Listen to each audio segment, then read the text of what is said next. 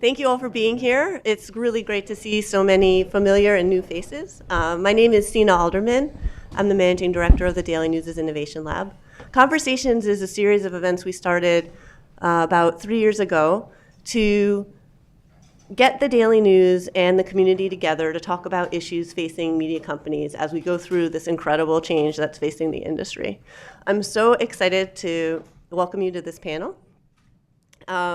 One other thing I just wanted to tell you about the Innovation Lab is, in addition to this event series, we also function as a mechanism to get the Daily News more involved with the startup community.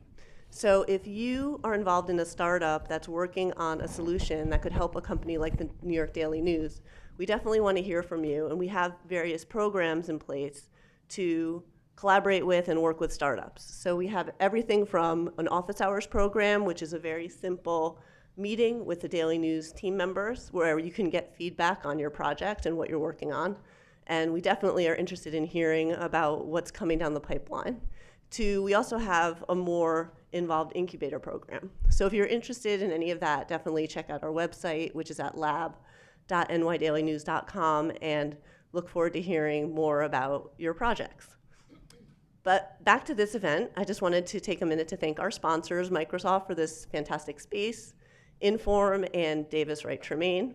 Without their support, you wouldn't have all of that great food and drink outside, so thank you guys for continuing to support the program. And also wanted to remind you that Jay is a big fan of Twitter, so definitely encourages you to tweet during the event. Our hashtag is NYDNLab, so please tweet. And I'll hand it over to Jay to introduce the panel, but I'm very excited personally to hear just all these different perspectives of how different types of media companies are handling these challenges. So thank you guys for being here, and I'll hand it off to Jay.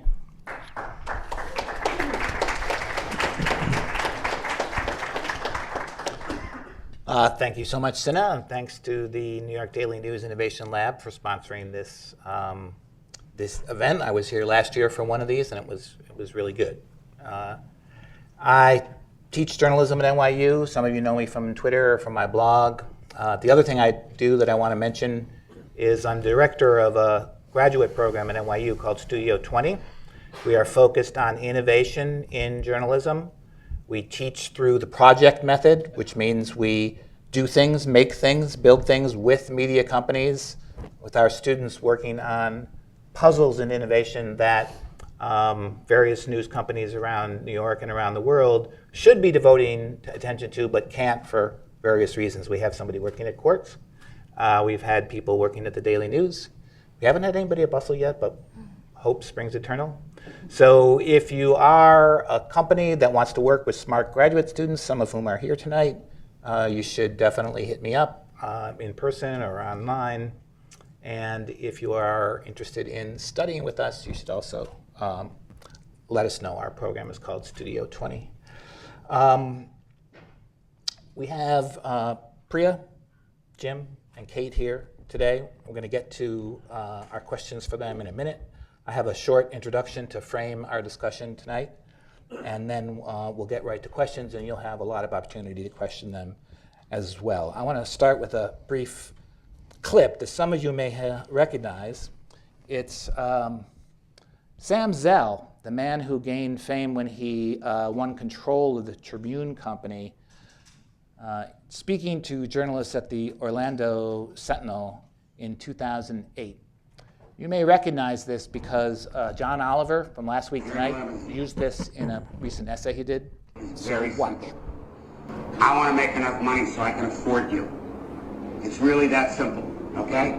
You need to, in effect, help me by being a journalist that focuses on what our readers want and therefore generates more revenue. But what readers want are puppy dogs, and I mean, we also need to inform the community. I'm sorry. I can't, you're giving me the classic, what I would call journalistic arrogance. Okay, if you could take that, that'd be great. So John Oliver used this clip because a few seconds after this, Sam Zell actually says to a journalist at the Sentinel, "Fuck you," like right out loud, which is amazing. Now, Sam Zell kind of ruined Tribune. He didn't know what he was doing. He's kind of a clown figure in the history of media ownership. But my interest is not in him. My interest is in the journalist who we don't see, who stood up and said, what readers want are puppy dogs, but we need to inform the community. This is a deeply confused statement. But it was a common attitude back then and for many years before. But think about it. If readers just want puppy dogs, then how can you inform them about the community? The readers are the community. They're the customers for the product. If they don't want the product, then how can the company continue to make it? There's a fantasy there in that attitude that the journalist confronting Sam Zell is unaware of. If your job is to supply the community with important news about serious issues, how can you do that job if what the readers want are puppies and kittens? It's impossible. So I think we should see this attitude, what readers want are puppy dogs, but we need to inform the community, as a relic of a period that is over in news. Once upon a time, the media business was so simple and for the best companies so profitable that the editorial people, the journalists, didn't have to worry about or even know much about the business side of the company. I put the word side in quotes because it's an important metaphor to look at and question. It's like it's a side of the company that you don't have to actually enter. That situation no longer exists.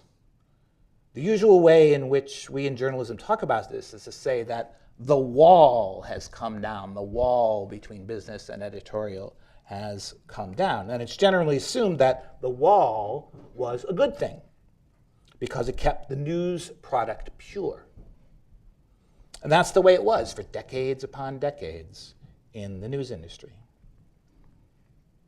So our goal tonight is to complicate this picture. As moderator, I want to move beyond bemoaning a collapsed wall and regretting a lost state of newsroom purity. And I also want to move beyond simplified pejoratives like clickbait, which tend to clog up the discussion. I could be wrong, but I think we're ready to have a more mature discussion about editorial ambition and commercial strategy and the way they come together in a smart news company today. That's what we're going to try and talk about today. And I would add that while the wall was magnificent in its way, it had a lot of downsides too. It infantilized the newsroom, which didn't have to worry its pretty little head about the business. So while in one way the wall worked because it protected editorial freedom and news judgment for journalists, in another way, the wall meant no seat at the table when the crucial decisions were made. No seat at the table. But again, that situation no longer exists. It no longer exists because the old business model built on scarcity collapsed. Because editors today spend a lot more time on business problems now, and they are sitting at the table in most news companies. Also because we have so much more data now about the users and their demands, and it's very difficult to ignore that data. And because to survive, journalism has to become a lot smarter than readers want puppy dogs, but we have to inform the community, which is crazy if you think about it. It's a crazy attitude. So in a way, the question tonight is, what's better for journalism than a wall? What's better than the wall? That's what we want to try and figure out.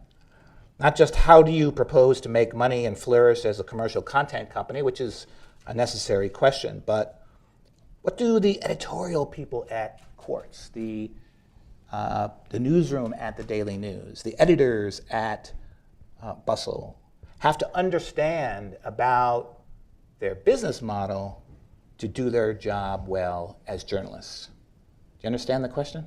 Does it make sense?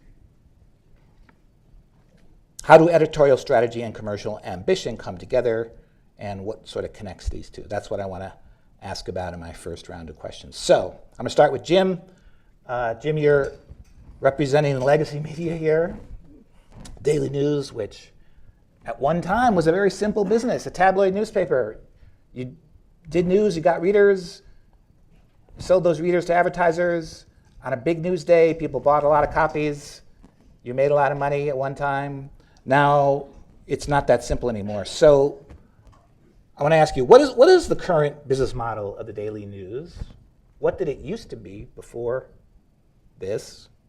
And what do you need your newsroom to understand about your commercial strategy? Okay, well, first of all, I just want to be on the record to say that I like puppy dogs. I also like being informed. So I think, I'm not going to answer your questions directly yet, there's a way to accomplish both, but I'll put that aside for a second. The Daily News business model I don't think, is a lot different than what it's always been. And I know that sounds sort of idiotic on its face. We're looking for as many eyeballs as we can get. They used to come in the form of newsstand sales. But you talked about that wall. I've always thought that the wall was a bit of an illusion, because let's try to harken back in our encyclopedias to before the internet existed. What was the metric that media companies used? Newspapers, forget television for a second. It was circulation. Circulation number is the equivalent of what your unique visitors or page views is right now. A much more rudimentary number and less accurate, but everything about the business was driven toward that number. If that number started to go down, well, there was a lot more pressure in the newsroom. So maybe your City Hall reporter wasn't quite as worried about it on a day-to-day basis, but once the City Hall reporter started getting the pressure from the editor or the bureau chief about the circulation numbers, which is the pressure they had gotten from the editor-in-chief who got it from the publisher, suddenly that trickled down to, we better do something to change how we're performing here. Now, that comes with gathering better news, more exclusive news, writing a better lead.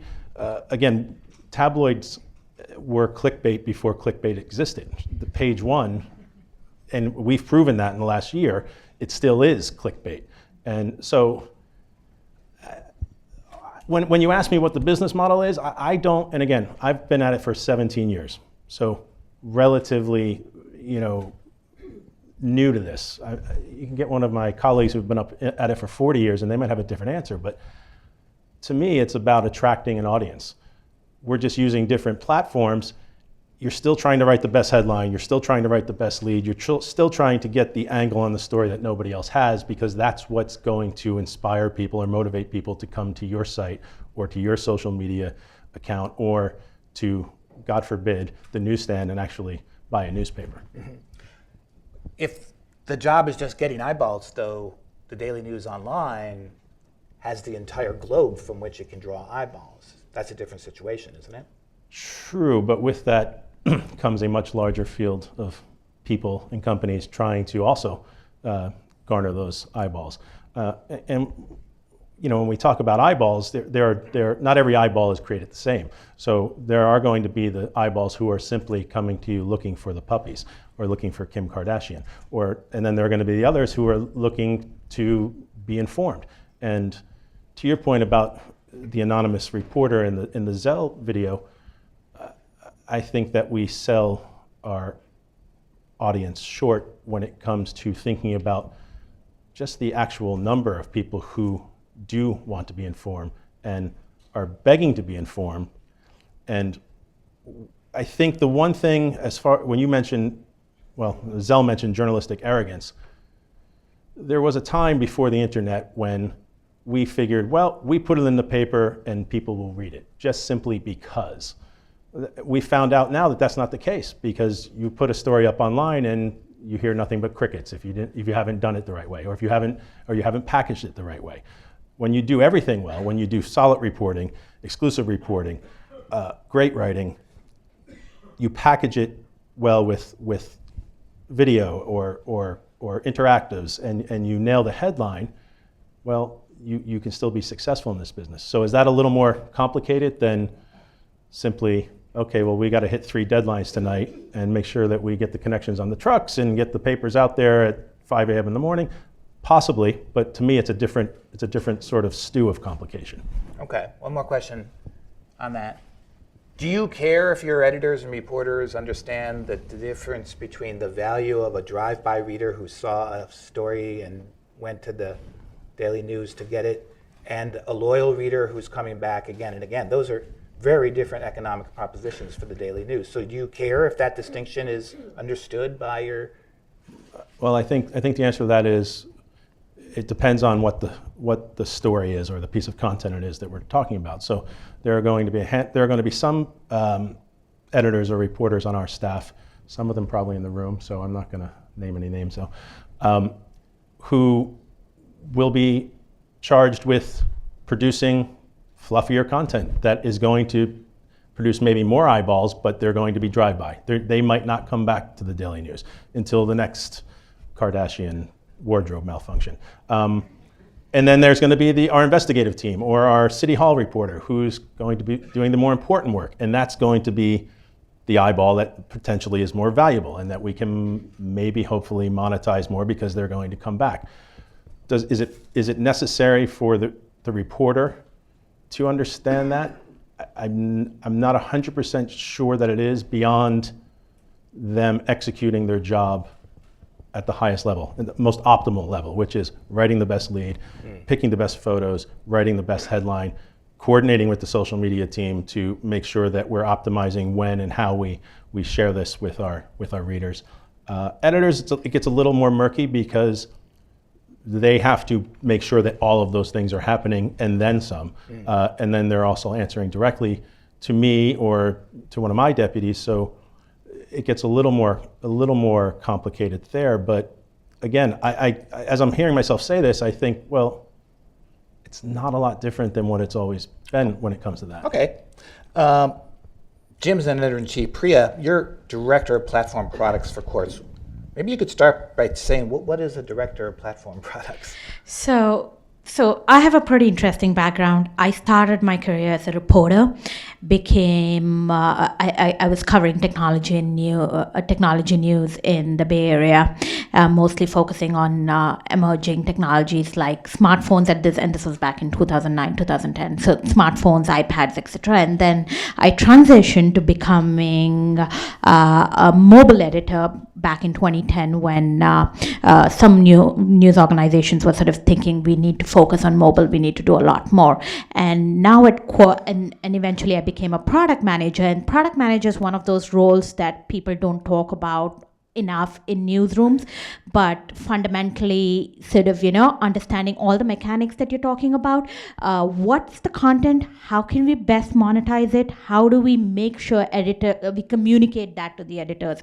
And who does that job? Who does that job of pulling it all together? And that's what my role at Quartz is. Director of Platform Products is basically that we think that all of Quartz is different things, like what you think about as of our website, newsletter, our podcast, our advertising, all of these are separate products, and we treat them with sort of the attention each one deserves. And platforms is both owned and operated, which in case would be our website, and external stuff like Facebook, Flipboard, Apple News, Google Newsstand, all these places where we think our audience are and discovering us. It's another thing that's changed hugely is once upon a time, the product was the newspaper. That was the product. A new product was a news section of the newspaper. Now, products are multiple, they come and go, they're on many different platforms, and they need to be invented, right? They also need to be killed when they're not working. So that's a very different challenge than one product that we kind of sort of adjust as we move along. Right. And traditionally, it's always been that one product, whether it's your website or your print paper, and editors take care of the content, business side takes care of the selling and the advertising, and they work separately, the wall that you talked about. But now, as with Quartz, what we do is that we think more holistically. It's not one person's job to sell and not one person's job to create the content. What's the kind of, what do we do best, and how can we sell it best? That should be a collective problem. It's not on one team or the other. Okay, so let's dig in a little bit on that. I remember when Quartz first started, I've followed it for a long time. David Carr, who everybody will remember with fondness, wrote a column about it. And he said, Quartz is news for people in the front of the plane, which I thought was an interesting way of describing what the ambitions were. But tell us, what is, if you can paraphrase it or summarize it, what is the business model of Quartz? How does it propose to prosper? So Quartz is advertising based. We don't have a subscription product, which means that we have to attract an audience and we sell advertising against that audience. Fundamentally, the bigger the audience we have, the more we can sell advertising and the more money we make. That's where we are right now. What kind of advertising? Quartz is interesting. Traditionally, if you go on the internet, what you see are these banner ads that are everywhere, little boxes on the side, little boxes on the top, and some sort of box in the middle now. So we don't do any of that. All our advertising is custom and native. We make our own advertising in-house. We go to advertisers and say, if you want to advertise with us, just give your assets and we will build the ads for you. All our advertising units are custom, which means that they have been created exclusively for Quartz. The product team does that, and we know what works. We know what the user experience is, so we're not just ticking boxes all on our website. So you not only make news and make journalism, you also make ads. Exactly. Which is different than a traditional media company. Yes. Okay, Kate Ward and I were talking earlier, and she went to Northwestern School of Journalism, a very fine school of journalism, not quite as good as NYU, but still very good. And she explained to me that in her education, which wasn't that long ago, they didn't learn a thing about business when she completed her journalism studies, which I'd love for her to tell us a little bit about first. Sure. So I kind of was that last bastion of, people who grew up in the era of the old world, old school journalism. Everything we learned was AP style, reporting, talking to sources, all the things that you do learn in journalism school, but we never were brought into the fold when it came to business, had no really conception of how it came together, what a publisher did. I remember my first job joining and knowing there was a publisher, and I had no clue what their role was. I didn't talk to them. They weren't allowed to talk to us. But that only lasted for so long, obviously. So it's interesting looking back because, as journalists, we're always taught that we should have all of the information and we should always learn more. We should always know everything. And that was just a strange thing to be just kept out of that completely. And then, it is a little bit of a shock, I think, when you get into, the workplace, especially in 2008, which was, the year after I graduated college, which was not a very good year in journalism. I think all of you guys could identify with that. And suddenly, the business interests became bigger than you could possibly imagine. And not being primed for that, not understanding how to navigate what you learn in journalism school with what businesses wanted and creating a great product out of that was something that was a huge challenge for everybody. And I think it was very difficult. We came out the other side, which is great. And journalism is better for it, I believe. But at the time, it is one of those things that, now I know why they do now teach at Edmonton, which is really good. And I'm really glad that they are because it is so important. When you say journalism is better for it, tell us what you mean. Yeah, I think it challenges us to think a little bit more creatively, at least at, Bustle. I think what a lot of clients want is premium product. They want something that's really cool, something they've never seen before. And that gives us a unique opportunity to present our content in a way that we had never thought we could present content. So, working with the product team to figure out, is there a cool way to build an interactive feature that shares the information with an audience that still gets them the information that they would get in a normal written through story, but in a way that's that much more engaging, that they soak it in that much better. So I think that's been a great way to be able to play off of what business interests are, but still be able to improve the experience, not only for your reader, but for yourself too. So how does Bustle work as a business? What do you do, and how do you create value? So I can't speak for our sales team specifically, but I can speak for the editorial vision. And we've always wanted to create really authentic content for millennial women. And I believe on the business side, what they're looking to do is connect clients to those millennial women with authentic content as well. And so we do have a branded content team as well that creates content in the voice and the vision of what Bustle is and has been in the past 3 years. But then, on top of that, I think there's also a collaboration between the branded team and the editorial team in the sense where we will have, one of our editors will come up with a really cool idea for a series and she's starting to put it together and she will talk to somebody in the branded team and say, hey, we're going to launch a photo series, called The Body Project. It's great. It's about women's insecurities about certain body parts and, working with this big photographer on it. And maybe this is something that a client would be interested in down the road, And so, that helps us, be able to build out these features even more and conceptualize and think really big. It's interesting, and you guys can start preparing your questions. You mentioned that when you started in journalism and in that last wave of people who could be kind of protected from the business, that even to know about the publisher and what went on and not on that floor was almost considered like a contaminant. Mm-hmm. You weren't supposed to know that. Yeah. Which, as an educator, that's like a very strange attitude for me to accept, that knowledge could be contaminant, right? It's a strange attitude, but it made a certain sense in that you don't want journalists worrying about the wrong things. So I understand where it comes from, but looking at it now, it just seems kind of remarkable. Mm-hmm. And I think there's always something too, though, to Jim's point earlier, that even if you're not tapped into the business, there's still a trickle down effect, back then, that, you almost had to do things without understanding why you were doing it. When you think about, an upcoming cover that we were doing and, how to navigate that relationship with whoever it is that you were looking to have on the cover. And as a young journalist, you didn't know why. And it was that weird position of, why do I have to worry about this? I'm told that this is a completely separate thing. Mm. So having that knowledge would have been able to prepare you more for those situations and teach you how to navigate them so you still got what you wanted as a journalist while still not, sacrificing something that your company had to go for. One of the things that's, according to the people that I talk to in the news industry, very different about working in news today is something Priya mentioned, which is collaboration. Collaboration among different departments or functions within the company. So tell us a little bit about how that works at Quartz between technology people, business people, editorial people, and what the culture of collaboration is like at your place.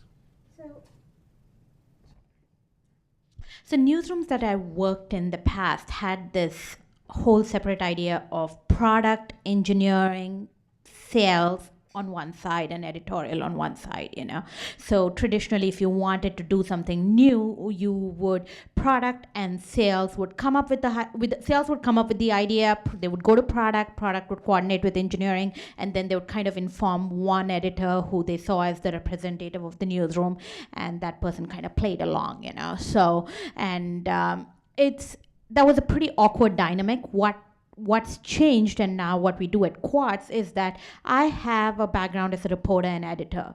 I can make editorial decisions. Just because I'm in product doesn't mean that suddenly all my experience as a writer or a journalist has been, goes away. So what we've done at Quartz is put product within editorial. So I have a dual title. I'm a platform editor and director of platform product. So there's product and editor in the same thing. My boss is both VP of product and senior, executive editor, one of those things. So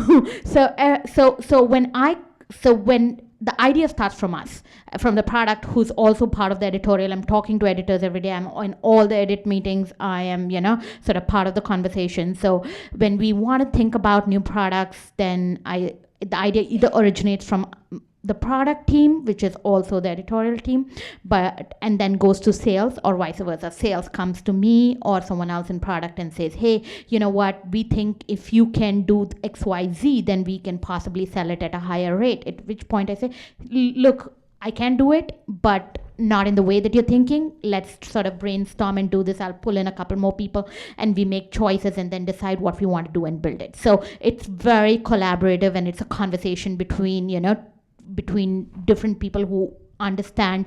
I have to know what we're selling, because I can't build products that are successful and by successful I mean successful monetarily, without sort of knowing what our entire sales sheet is, what the CPMs are. But at the same time, I have to know the newsroom inside out. I have to know the voice of our newsletter. I have to understand what our stories perform well, because what if sales goes and sells the whole package on, say, I don't know, millennial woman, and what they do with their bodies. And I'm like, we don't cover that at Quartz. I mean, there's just no point. I can't come up with new things just to make it fit for you, Or what if I come up with a whole product idea and there is no market for that, So if I'm coming up with content around Soylent, which I think is pretty cool and amazing and everybody's talking about, except there's nobody who wants to sponsor ads against Soylent content, So it's not going to work out. So, but having that conversation, so has to be truly collaborative. And once we know what the product is, it's much easier for me to go to engineering and say, this is how we imagine it's going to work out. This is what the advertising is going to be. Let's come up with a design for it. Let's build it and get, the editors working on it. So it's a true partnership. Jim, is collaboration changing, intensifying at the Daily News? Yeah, it has. And part of the evolution at a legacy publication is there are positions that exist in the newsroom now that if we had gone back in the time machine and said, oh, where's your head of optimization, they would have looked at you like you were drunk, which you very well might have been at that time. Yeah. So head of optimization, editorial director, chief creative officer, all of these positions and people who fill them are working, again, in very similar collaborative fashion with every aspect of the company. Business side, advertising, product development, tech. So, and then of course editorial, which creates, interactions that 5 years ago would have never happened at a place like the Daily News. Yeah, to Jim's point, my job didn't exist 2 years ago. Quartz created that position 2 years ago when they saw that there was a need for someone who kind of understood editorial, could work with an editorial and product and everything else. So this is like, newsrooms are so just... one way the wall has disappeared is that there are all these new people whose job it is to cross those divides, right? And yes. perform functions that didn't really exist before. Right. And the one thing I would just add, the caveat I would add to that, as far as how that applies to at least the Daily News, but I think to similar legacy newsrooms at this moment in time, is that yes, so that wall has been taken down, and I don't want to say that a separate wall has been created, but there's going to be, and I talked about a little earlier, there are going to be certain topics where there's not going to be any pushback at all or any queasiness when it comes to exactly what we were just talking about, which is, okay, how can this content be adapted or tweaked in order to be put against a higher sell, right? Or a sell at all. And then there are going to be other things we do as far as the, again, the more traditional nuts and bolts, city hall investigative sort of work, where if advertising came to us and said, hey, this would really, really sell great if you guys just did this, that, or the other, or didn't do X, Y, or Z, we're probably going to balk at that point. But again, we're talking a little bit about an apple and an orange, and the Daily News, where there is a moment where we're attempting to be all things to all people editorially, and then on the flip side, as far as the business end of it goes as well. Yeah. Kate, Bustle's writers are mostly contributors, right? Most of the people that you have in your office as full-time editorial people are editors. When you hire them, what is it you want in those people? I mean, we look for really, bright, passionate young women who really get the voice and the tone. And I think one reason that we can tell that they get the voice and the tone is that they often start as contributors at Bustle. So, we hire a lot of women right out of college or who are in college as contributors. We realize that they are amazing at their jobs, and then, we bring them on board to help us build that content full time. But, creativity is something we always look for. People who really just care about the product and care about reaching a reader. And it's been really refreshing to see that there are, many young journalists and, writers out there who really do feel strongly about the content they're writing and getting it to the audience who cares. Okay, questions? Who has questions for this group? Yes? Oh, you. First question. I'm Todd Mazel. I am a photographer for the Daily News. And by the way, I got 500,000 hits on a kitten story, so I will get you those puppies. We love puppies and kittens. I will get you those. Firstly, the elephant in the room that hasn't been mentioned here, and it was a story in the Editor and Publisher just the other day on Facebook. Facebook being the public enemy #1 of legacy media, and probably for every one of you and every one of us. Conversely, they're our friend because they get our news out. From point of view of all three of you, I'd like to hear how we get to a point where we may be able to monetize what we're doing on Facebook, and we're all doing stuff on Facebook. How we're being able to bring people to our sites via Facebook, and whether or not our efforts there are panning out. Who wants to start on that It's one? convenient that you don't have a microphone now, so one of us is going to have to answer that. So I'm going to let you go first. You want me to go first? Okay. Facebook is a big driver of traffic for many publishers. For Bustle, it is a big form of traffic for us. We also are, particularly proud of the way that we've built up several different platforms. So we don't just depend on Facebook, which I think is the most important thing. We're big on search. We're big on Pinterest. We also have premium products for our biggest fans, like our app and everything. And I think it's always going to be a challenge when you're working with another platform that, you don't have sense of what their business is and what they're trying to achieve. The partnership, as long as it's benefiting, our readers, and in our case it is, it's something that's still valuable to invest in. And I guess that's my main view of platforms. Just being as diverse as possible is always going to be a good thing down the road. I would agree with that, and I would use as the example, just a couple of years ago, maybe 3 years ago, we were going through a very similar sort of situation with Google search, and everybody was chasing their tail as far as, they would tweak their algorithm, and suddenly from 1 month you'd be on top of the world, the next month you'd be in the toilet. And so what we did at the News, and I know other newsrooms have done the same thing, is you're always going to be reliant on Google because they are the game when it comes to search engine. But we just try to up our game on the other platforms. So we invested a little more in social media, which you could argue has helped create the situation that you're sort of asking about and bemoaning, and rightfully so, because I think there are a lot more questions than answers right now as far as, okay, how are newsrooms and publications, media companies, going to be able to get the proper value from these social media platforms, and again, namely Facebook, because they are the behemoth. But I think that there's a point to be made as to we have to take a look at how we define value. And yes, there's the old model of looking at it. Well, you're getting this CPM for this click here, right?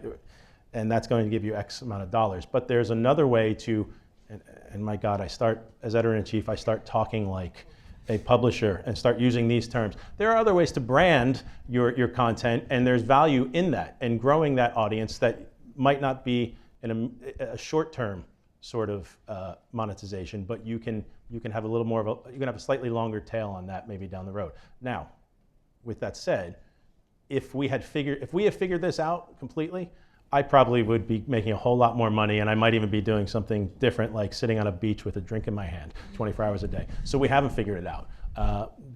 So it's a challenge, but I think it's going to be a challenge moving forward for the rest of media's history.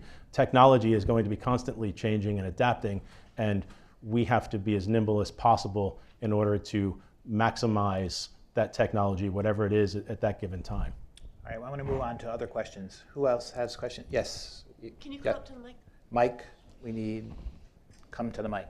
Yeah, if you want to ask, line up at the mic would be a good idea. Hi, my name's Nicole Shore. I have a boutique PR firm, 0 to 60 Communications. And I'd be curious to hear what your thoughts are on how traditional editorial content is being affected by all this. I know as a PR person and just an avid news reader, I think it's been really interesting. I see some publications really trying to distinguish their content and give really either unique stories. Time Magazine's been doing a great job at really unique stories and a paywall for some of that. The Daily News has been really great on political reporting this year with some really great covers, very exciting. But at the same time, as someone who's pitching media, it seems there's also, the media can get really fixated on a particular story and then just completely ignore other things. So I would just love to hear your thoughts on how this whole game is changing the actual editorial content and what kinds of things you're looking for and what gets prioritized and how those decisions, or what informs those decisions on what you do cover, et cetera. Thanks. Oh, you don't have a microphone? Priya?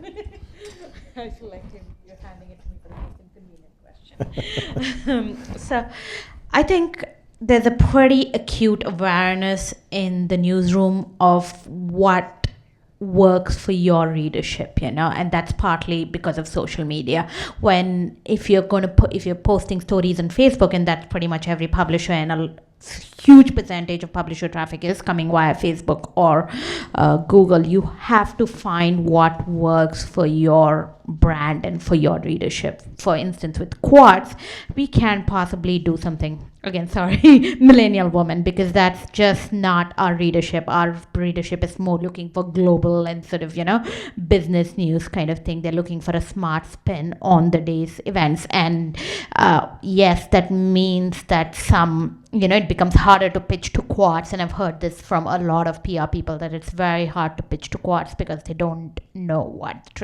And one more thing is, with Quartz, we've done away with beats. That used to be a traditional way of PR pitching. You went to the beat reporter for whatever it was and pitched. We don't have beats for our reporters. We have something called obsessions, where somebody obsesses about a particular topic, and that obsession doesn't have to be permanent, just like obsessions never are. So you obsess about it for 6 months, you obsess it about for a year, sometimes you obsess it over it for just 3 months, and then you kind of go on to another topic and, cover that deeply. So that makes PR pitching very hard, but it's just the nature of the business. It's changed because we now know who our readership is. We now have a very strong sense of brand identity. What is a Quartz story? Every reporter, every editor, every salesperson in our company knows what's a Quartz story, and it's just something that's the new reality to work with. Excellent answer. Hi, I'm Helen Whalen with Success Media. And Priya, I want to know particularly your answer to this is, how do you decide which platform to put your energies towards? When you're trying to figure out monetization, you're trying to figure out consumer engagement, all of that. How do you figure out which one's going to get all the effort? Because you can't do all of them. I think there's a clear hierarchy in this, business. So Facebook is at the top. No matter what Facebook comes out with, you want to do it because they own the distribution today. They own the audience and they are channeling it your way. That said, it still has to fit with the business model. An example, everybody's posting links. We have a Facebook page. It drives a lot of traffic for us. We post our stories on Facebook, but we don't do Facebook instant articles, for instance, so far, So instant articles are when you kind of put the whole content on Facebook itself, and Facebook allows for very sort of fixed advertising. That doesn't work with the Quartz model because the advertising is not premium. It's not the rich experience that we are known for, and we kind of do it. So far we've been cautious. We have not done Facebook instant articles. So it has to be a mix of both. The ability of the platform to deliver traffic to you or audience that matches what you want, and how it syncs up with your business model. So you kind of take a look at both of that and make an assessment. You don't have to be on every platform, but you kind of say, all right, Facebook is important, Google is important, Flipboard is important because they kind of have a niche audience. So Apple News is obviously important because they have the distribution again in mobile. But if Facebook Instant Articles doesn't jive with our business model, so we're not doing it. Hi, my name's Chloe. I'm currently a journalism student. My question is, we're in this position where content and business need to come together and have come together. And to some, and from what I've been learning in school, it's not great. My question to you guys is, do you think it's the advertisers or the consumers that have failed the media industry that has put us in this position? Go for it.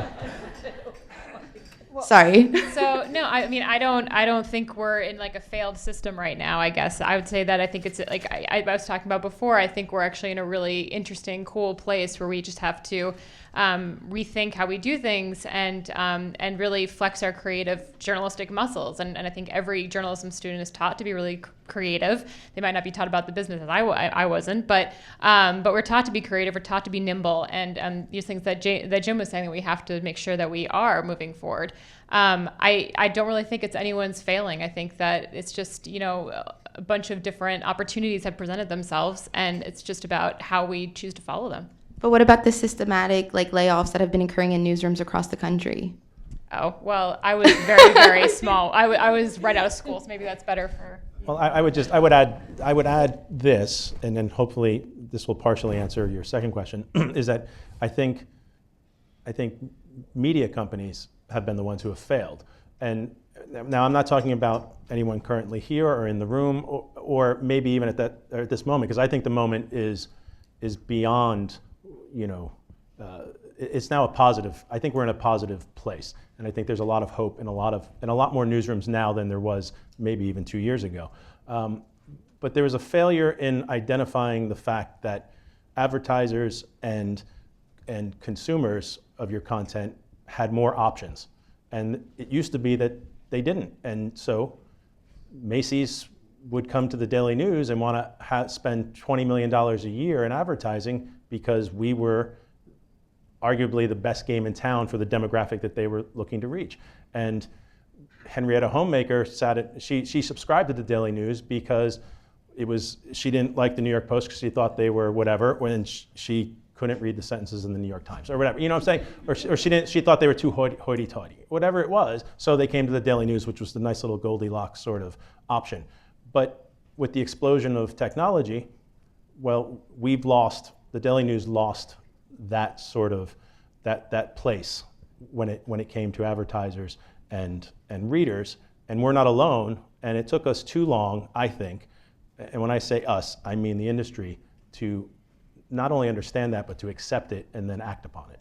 But how do you think that's any different from television or radio, which also opened, a giant variety of outlets? TV is started though with a much larger audience, so they had a much larger room for error.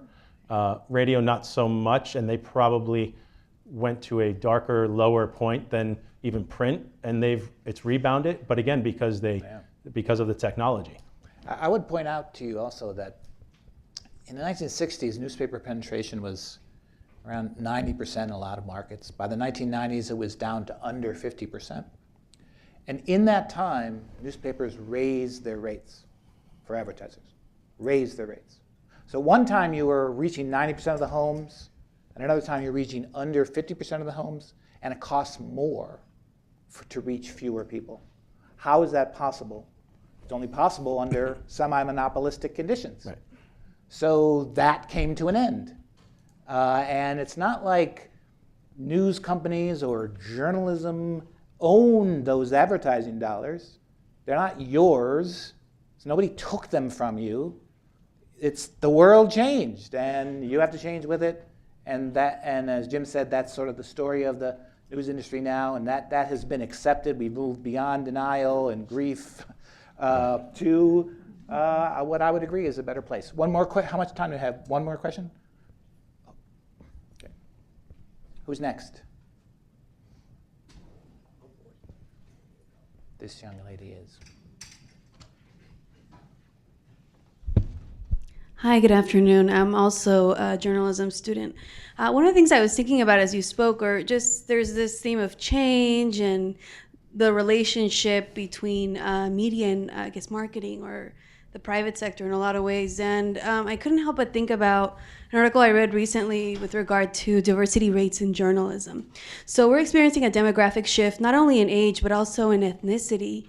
How is that factoring into the way that journalism is working with, I guess, just different businesses and companies? Because they're targeting, like you see Target and other entities target this generational and, I guess, ethnographic shift, but are, just rooted in other factors. So I'm just wondering how, or if that's even a part of the conversation, because it deals with a changing population.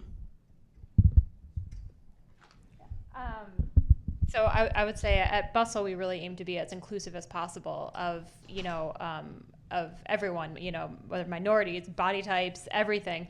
And I can't speak to exactly how companies and clients are reacting, because I'm not the one dealing with them. Our sales team is, but I think it's kind of similar to, when you look at Hollywood, the more diverse the content is in Hollywood as a movie, the more you make at the box office. And I do think that, that is starting to take place in journalism and in advertising as well. If you're representing a base that is not normally represented, or bringing more thoughts and ideas to the table, that it's going to be responded to in a likewise manner, that you're going to see more net from that. So, but I don't know if you guys have different perspectives. So Quartz has one of the sort of job requirements at Quartz is that every reporter speak more than one language.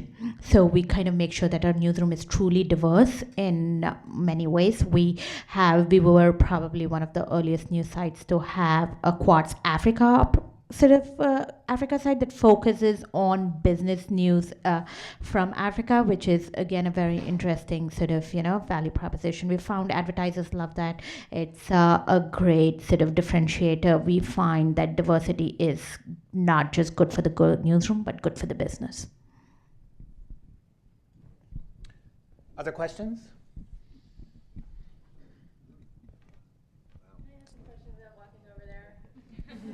That's up to the boss. I just wanted to ask, because I work in media that has a strange division. Well, it has a lot of older people, and we obviously have to be on social media, and I'm just wondering, like more for Jim, your newspaper readers might be people who aren't on Facebook or Twitter or Instagram, and editorially, is there anything that you take into account for the different ages of your audiences? Yeah, we have two distinctly different audiences. Our print audience, as I was saying earlier, is skews like 55 to dead, and I don't say that derisively. My parents, my family are all in that demographic, and they all still read the paper. And our digital audience is much younger. Both are relatively diverse, oddly enough, but I think that's just because of who we are. We're in New York. And New York is a diverse place. But so when we are packaging our content, we're not really worried about, as I like to say, Henrietta Homemaker checking us out on Facebook, because if she can turn the computer on, it would be an accomplishment, right? And that would go for like my father, right? Henry Homemaker. But when we're packaging it online, well then yeah, that's an entirely different story. As I said earlier, about a year ago, we invested and turned our attention much more toward social media, which was, I think, late in the game. And we've made great strides in a very short period of time. But it's just simply, it's about changing the bandwidth of your mindset and thinking, okay, so great, we've put the paper to bed, but every 3 minutes you're publishing, just like everybody else is here, another dozen or so stories. How do we get these to the people who want to read it in the most efficient manner? And who is it that we're trying to reach? So it really, we started out at one point, as many legacy newsrooms did, trying to pretend as if we had one homogenous audience, and it's just not true. They are entirely different. We've seen it, and we have tons of evidence to support that, and we've adjusted how we work as a result. I think it's also important to keep in mind that it's not just that there are other ways to reach people with social and other platforms. It's that the people out there online can reach each other in addition to being reached by the media. I think this is a really hard thing to keep in mind, because in the age of mass media, it was assumed that the viewers, the readers, the listeners were out there, but we didn't think about the fact that they couldn't connect with one another, because there was no way for them to do that. Now they're still out there, but because they're linked to one another in addition to the media has this extra thing to think about. The world is a water cooler. Yeah, and point. That's why sharing is so important. Yeah. Horizontal communication from user to user as opposed to reader to media, right, is more important. And people raised in the age of mass media, which I was, it's hard to retrain your mind to remember that all those users out there are also connected to one another in networks of their own that don't necessarily have much to do with the media, and they can operate themselves, in a sense, without us. And that's a big shift in thinking as well. Okay, do we have one more question before we wrap this up? Sina, I think we did our job. Thanks, everyone.